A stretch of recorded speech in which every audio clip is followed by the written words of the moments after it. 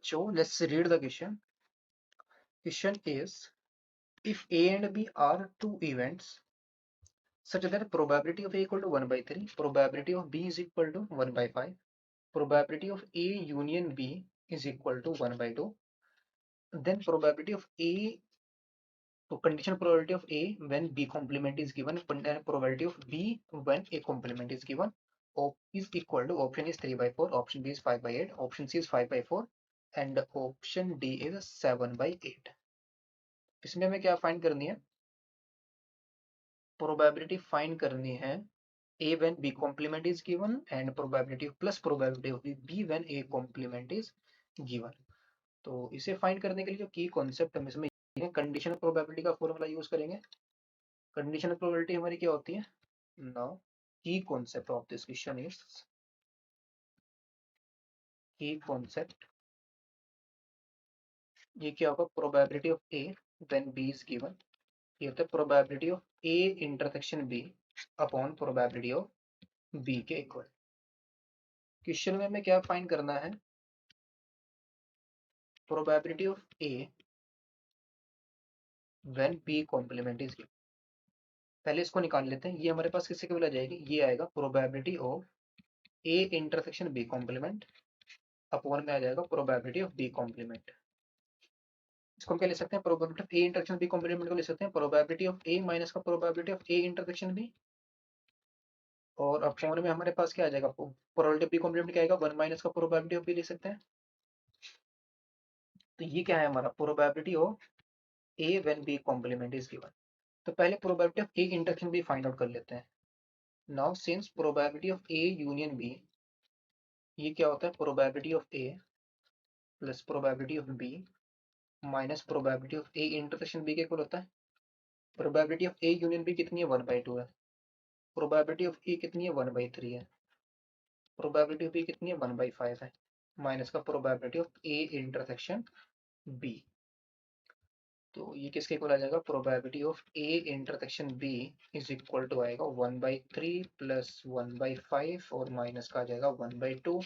इसका एलसीएम लेंगे तो कितना आएगा? 30 आ जाएगा, और 5 ये आ जाएगा 10 प्लस 6 और माइनस का आ जाएगा 15, दैट इज 1/30. ये आ गई probability of A intersection B. तो यहाँ से जो probability of A when B complement is given equal to finally आ जाएगा 1/3 माइनस का 1/30 अपॉन में 1 माइनस का 1/5, दैट इज कैल्सियम लेंगे तो कितना आएगा? 30 आ जाएगा, और 10 माइनस का 1 अपॉन में कितना आएगा हमारे पास? 4/5.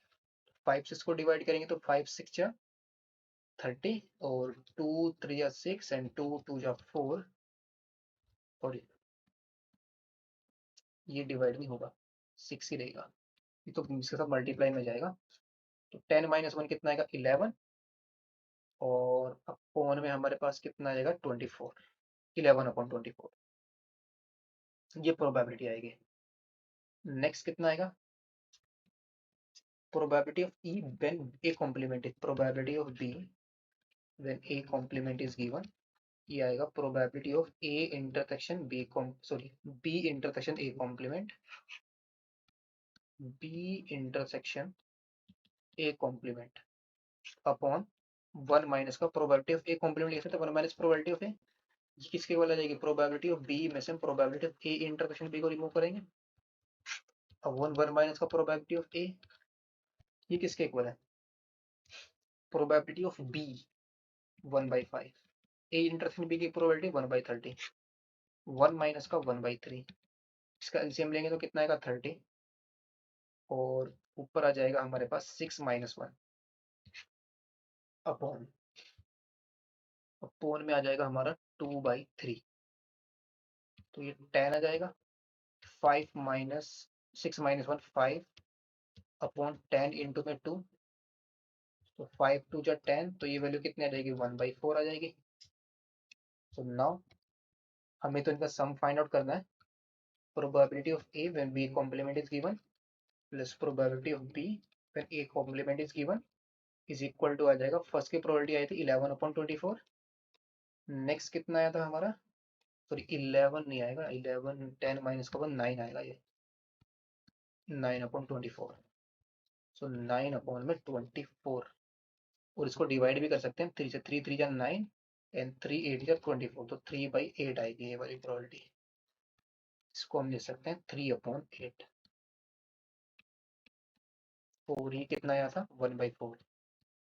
एलसीएम लेंगे तो कितना जाएगा हमारे पास, ये 8 आ जाएगा, एंड 3 + 2 कितना आएगा, 5/8। ऑप्शन कौन सा ग्रेड होगा इसका, option number B. Hope it's relatable, best of luck, thank you.